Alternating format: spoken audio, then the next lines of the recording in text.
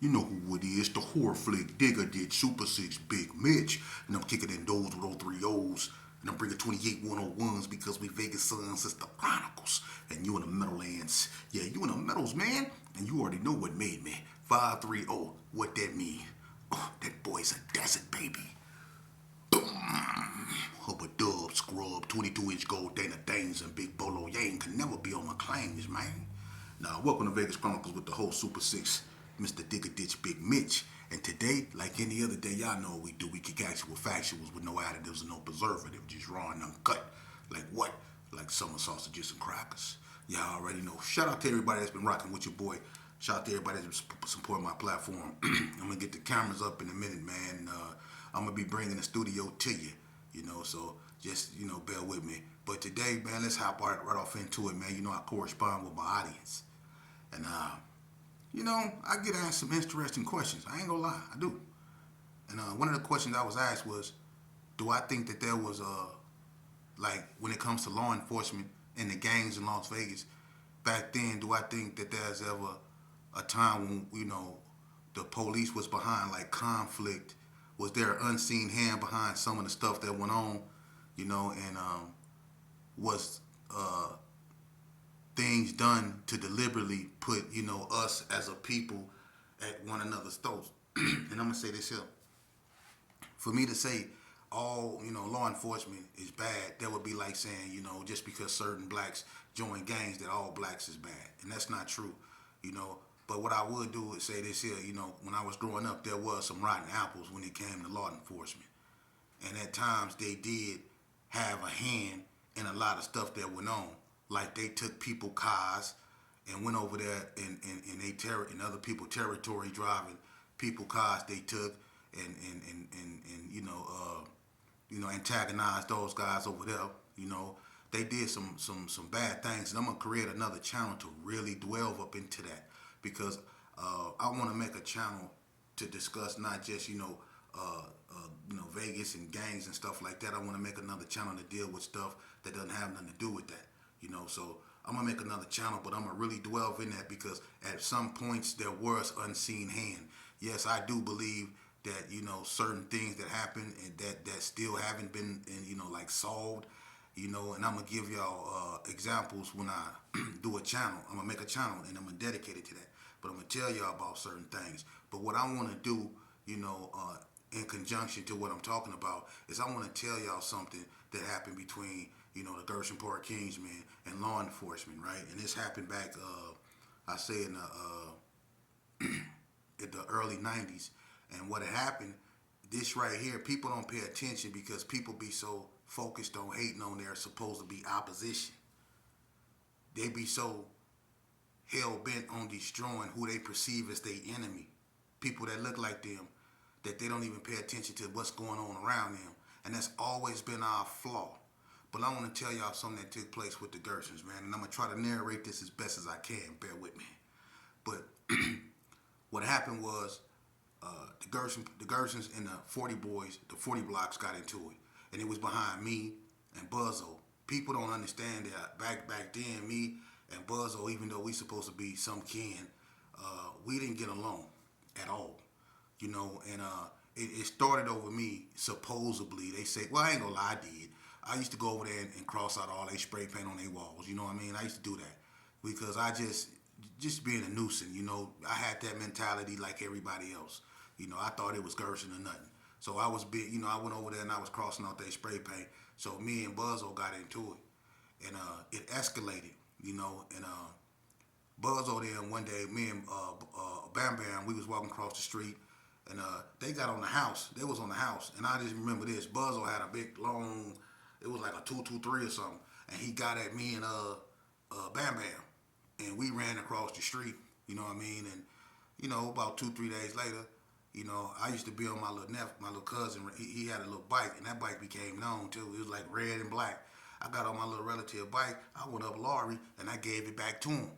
You know what I mean? So we was going back and forth, and at that time, Comstock really was hot.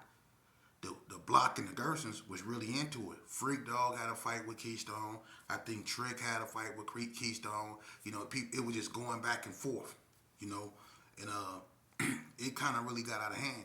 So one night, we was into it with him, and we was in a little alley, and I remember this one 40 block cat named Stephon. He used to have this like brown glass house, I think, and it had like writing on the window.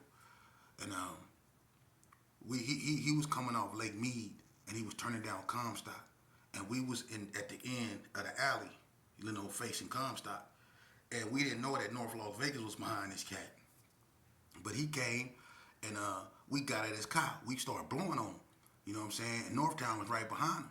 They hit us with the beam, and they start coming up the alley, you know what I mean? And we ran around the building as they came up the alley, and we just ran into the G's, but they got lit up too. It was what it was. We wasn't nobody aiming at them or nothing like that. We was giving it to the Stabone. But that was the first incident, right? And then like 2 weeks later, because after that happened, they swarmed the alley. The alley was hot because that never really happened like that. People wasn't gunning, for one time. It wasn't on with them like that. They just got caught in the, you know what I mean? So what happened was like 2 weeks later, because the 40 block, they started turning off the lights on Comstock so you couldn't see, and they started creeping in the G's, what, nobody safe, you better not get caught on Comstock, so it was really on. So about 2 weeks later, things were starting to really simmer down, Bread and Buzzo, they spoke, they talked, so things kind of simmered down. Me and him still didn't like each other. I couldn't stand him, and I couldn't stand Tiptoe Myron. And this when Buzzo had the white MC with the brown top, and Myron had the all white one. I couldn't stand them two dudes, right? And my cousin Phil and Joseph, the twins. Phil used to be with Buzzo, and he used to try to keep the peace too. But about 2 weeks later, things started to simmer down, right? We back in the alley. I got a homeboy tripping with his girlfriend, right? They don't need to say no names because people, you know how they is. They wear their feelings on their sleeve, and you said my name. I ain't gonna say his name, right? So I had a homeboy. He tripping with his female in the alley, right? That's what they do back then. They used to get drunk and they trip with their girls, and that's what he doing. So he ended up stealing on her. He fired on his girl, right? He split her eye. Her best friend, she get to tripping, right? Calling them all kind of punk, woo, woo, woo. So she said she was calling the police, right? So we trying to get this cat, man, let's go, man. You tripping, you done hit the girl in the eye. But they be fighting like that. They go back and forth. You know what I'm saying? She even popped him in his head. He was messing with her, trying to kick in the door over there in the Gerson. And when he kicked it in, she shot him right in his dome. For real. So and he lucky to be here. So they been going back and forth. They a toxic couple, for real. So what ended up happening is, we tell him, let's go. We dragged him up out the alley trying to get him in the G's, right? So when we get him in the G's, we over here by the bars, we finna, chill. I had a homeboy who was he just pulled up. He jumped out the car. He like, what's happening? We tell him what's happening, and then tell him that the police is on their way because this cat right here done bombed on this girl. So he like, oh, man. So he tell one of the homies we was with, he said, hey, go put this pistol up, right? So old boy, he went in the house, and he came back. He said, hey, my mama in the living room. He said, go around the corner and give it to me through the window. He said, all right. So we going around the corner because Northtown coming, right? The police coming. So when we go around the corner to give him the gat, and they said, they go one time. So we kind of like skipping, right, so they don't see us. So when we passing, we passing through the window, the cat that bombed on this girl, he snatched the gat, run around the corner, and start blowing. Do, do, do, do, do, do, do, do, do, do, do, do, right? So we like, you tripping. So we all, man, you should have seen us. We all ran different directions, right?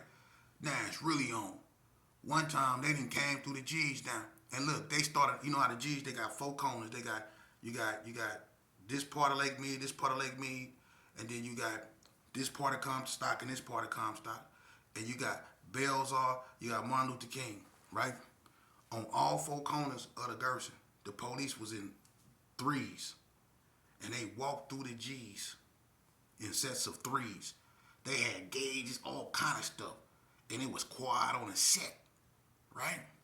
That was the second incident, but now they really mad, right? Now, everybody remember this. This how you know I'm not lying. Everybody remember this. You remember when the police went around and they started kicking in everybody door, and they arrested all the Gersons. They got bread, they got web dog. Every Gerson they found, they put him in jail for about 2 or 3 days just to get him off the street. Behind that right there, because it was 2 incidents that was too close. And then in one of the incidents, the police gas tank got hit. See, so they was tripping. But I'm finna show y'all something. Stay with me. I'm finna show y'all something, right? That was the second incident, right? So now they mad.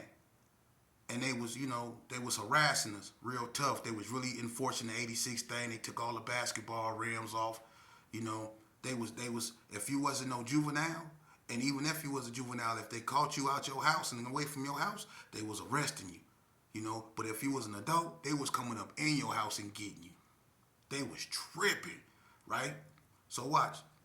They was going around and they was threatening. Everybody remember that how Metro, they was going around, they was threatening us and all that old stuff, right? So the final incident happened when it was this Metro. His name was Antonio Plu, Officer Plu. Me and him had a run in behind the OB. That's the one I had a fight with behind the OB. But his name was Antonio Plu.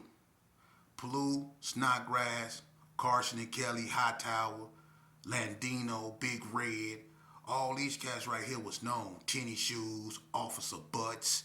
You know what I mean? It was so many of them. They was known, right? Moondog, all these cats. LaRusso, all of them, they was real known, right? But Plu, he liked to walk around the Gerson. He was real disrespectful. He liked to walk up in your mom's house. He don't knock or nothing without no warrant. He just walk up in there. He was real disrespectful, and he had a fetish or something for taking people hats, And when they handcuff you and they take you to the substation and they bring you in there, you see all his collection of green and black hats that he done took from Gerson's, belts, shoestrings, rags, all that stuff. He had a collection that he was proud of. But this cat right here he was very disrespectful, and he was a racist. But what ended up happening is he messed with too many people, and he messed with the wrong one this day. And everybody remember it was a high profile case. He was walking through the Gerson one day, and everybody know what happened. This is Charlie Man, Bread nephew, because he got caught, and all that. He hit Plu with that gate. He knocked Plu off his feet. Boom! And that's when, Metro stopped walking through the Gerson. That was over with. All that walking through your neighborhood, walking through the neighborhood, walking in your house, they stopped that. But what it also did is it sealed our fate. Because I'm going to tell you something that people don't know. And I ain't going to never forget this. Because one day, I was out, it was 2 o'clock in the morning, and I was walking home. I've been up doing what I do. I had on all black, robbing, doing what I do. And it's a good thing I left my gap where I left it. Because after this incident happened with Charlie Man, right, they really mad now. And I was putting they tires on flat in the Gerson. They mad, right? So it's 2 o'clock in the morning.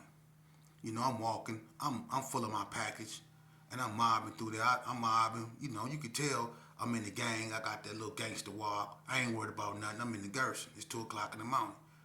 The police, they sitting out there in unmarked cars, right? They parked. I'm walking down McGuire in the back of the maintenance building, but the boys club. I'm right behind them. I'm going down that street, and they parked, right?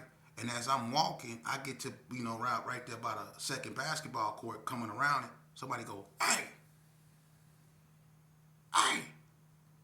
And I turn around, and I'm like, hey, your mama. Right? And he say, come here. I said, F you. And all I heard was doors opening. They start hollering, get out, get on the ground. I was like this here. All that gangster and all that went about me, man. This just got serious. Man, look, It was so many barrels pointing at my face, man. They had me out there spread eagle talking about don't move, and I'm on the ground, right? Now I'm scared. I'm scared to death because I know they white people and I know they the police, right? And I can tell how they got their knee in my back. Man, I can feel the barrels of their gats in my head, you know what I mean? And they was really, don't move, right? So they snatched me up. Well, they say, what's your name? I tell them my name, and I'm out there shaking. I'm scared, lips white. I don't know, man, all that gangster stuff. Oh, it's 2 o'clock in the morning. They got me by myself, and they all out there with gats. And they asking me all these questions and stuff. You one of them GPKs or you a PK? Huh? You a PK? You like shooting at the police? I'm like, no, sir. What you doing out this late? I told them I fell asleep over my homeboy house playing Super Mario Brothers. They wasn't trying to hear none of that. I said, I did. I'm trying to go home. I'm trying to go to school, sir. They say, what school you go to? I said, Gerson. I was trying to seem so innocent. I was out there, man. I'm telling you, they had me out there 2 o'clock in the morning. They talking about, he got on green Nikes. He's a GPK. I said, ain't no GPK. They black, sir. They say, them shoes green. I said, they black. We was out there arguing. I was scared to death, right? But I was only 14 years old, you see. But they told me, they told me they could have got me for curfew and they didn't, but they told me they was gonna let me go to deliver a message to tell my homeboys that they told me straight up the SHIT didn't just hit the fan. And then I'm gonna tell you something. I told Bree and everybody had this F the police mentality, right? They weren't taking heed to what these people were saying. And then when they was putting us on the car, all of a sudden, the yellow jackets, they'll show up when they got you. And they had this cat, his name was Caveman. Everybody remember Caveman. He had gauge shells with everybody's name on them. I told people about this in the video. He had gauge shells. And he told us that we don't get no warnings behind what happened with those incidents with the police. Those 3 incidents, now I'm finna teach y'all something today. See, behind those 3 incidents, that's why Herbert Gerson, the Gersons, have lost more members to law enforcement than any other gang in Las Vegas. See, he told us right then and there, and they was telling us that we wasn't getting no warnings, that they was gonna be heavy-handed with us, basically. And it was a term he used. But behind those incidents, watch this. The first Gerson to be unalived by the police was Big Nice at Chances Are. Yeah. And then it was Hot Dog and Baby J. You see? And what happened to Hot Dog, y'all know that was foul. Baby J too. And now Manishwack. Don't no other neighborhood got that many homeboys that have been lost due to law enforcement. But they told us a long time ago, behind those incidents right there, that they were gonna do that. They told us that. And we didn't think they was serious because we didn't care. We just wanted to get off the police car and continue doing what we was doing. The same way Officer Butts told the Rolling 60s what he was gonna do to them. Now,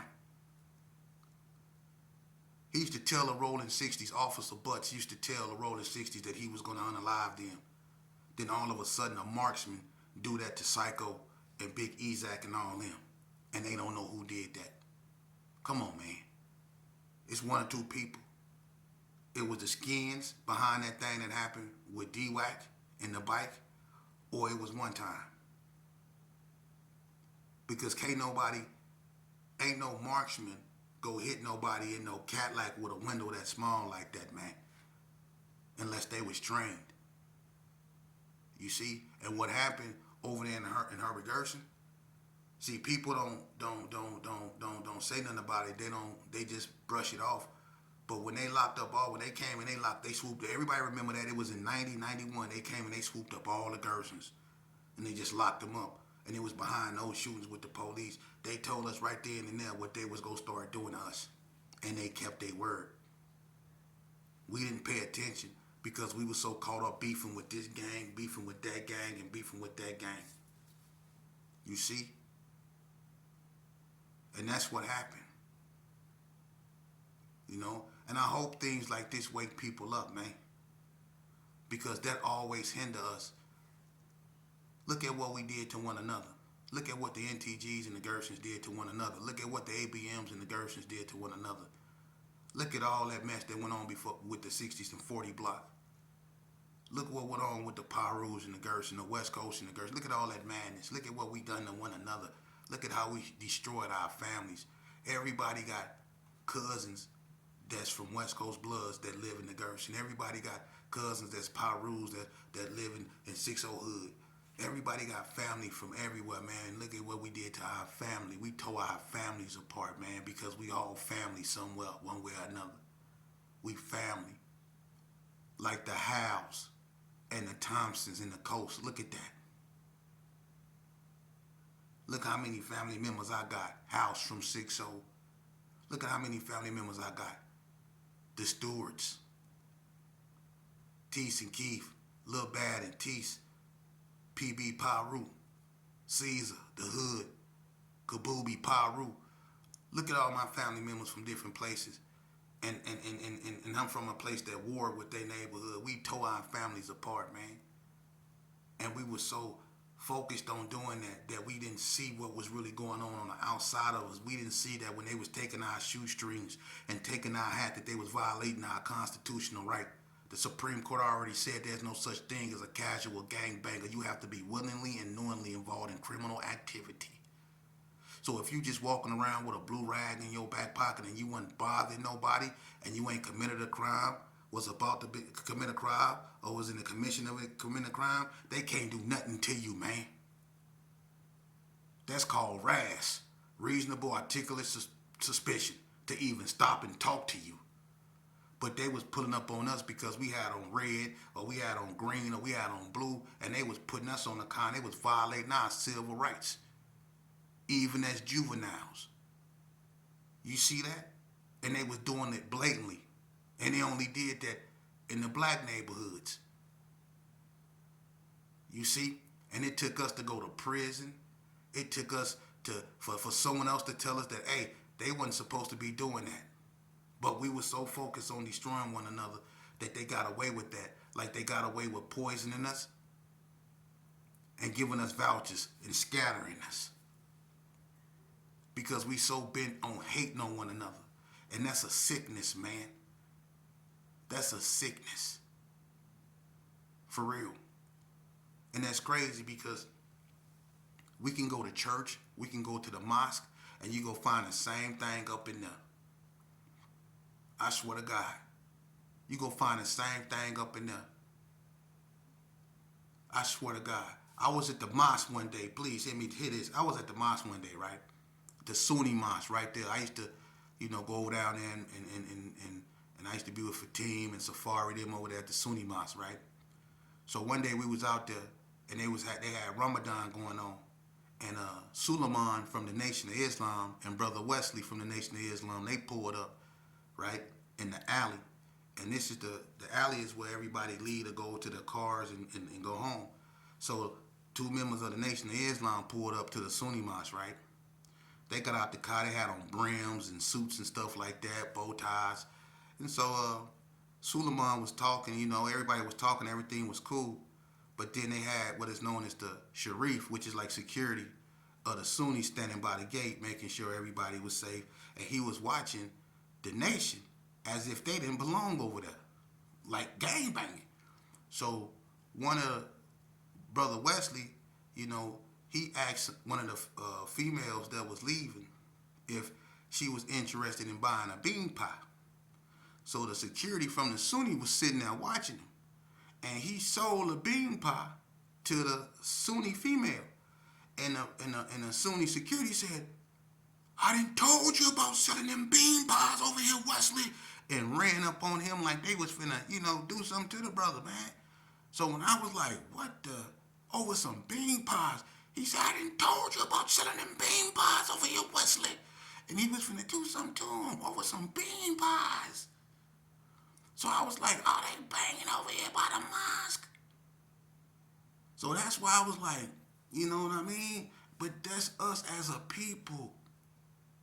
It's like when we look at one another, we look at one another through jealous eyes, and that's been our biggest hindrance, man. So it make it easy. And I'm not saying all law enforcement, but the ones that do, it make it easier for them to violate not just our civil rights, but violate our dignity as human beings. It makes it easier for them because we don't respect ourselves. We don't. And when you don't respect yourself, you can't make or beg somebody to respect you. You know? So when it come to that, yeah, it's been times where it's been some things that went on that shouldn't have, but it's two sides to every coin. I can sit up here and talk about everything law enforcement did bad to us. But at the same token, it wouldn't be fair if I didn't sit and talk about the things that we've done to one another that warrant some of that activity that went on with them. Think about it. Think about it. We showed everybody that was not black, that we as black people, and I'm not saying all of us, but us gangbangers, I'm talking to us hard heads. We showed everybody just how much we really truly despise one another by the way we act. By the way we act. And a lot of us, let me tell you something, youngster, don't think that gangbangers and gangs go to war because gang banging is what they do. A bunch of them cats, they went to war because two dudes got into it over a female, man. And they both want her. And she don't want neither one of them. And they go to war with each other. And one of them get hurt real bad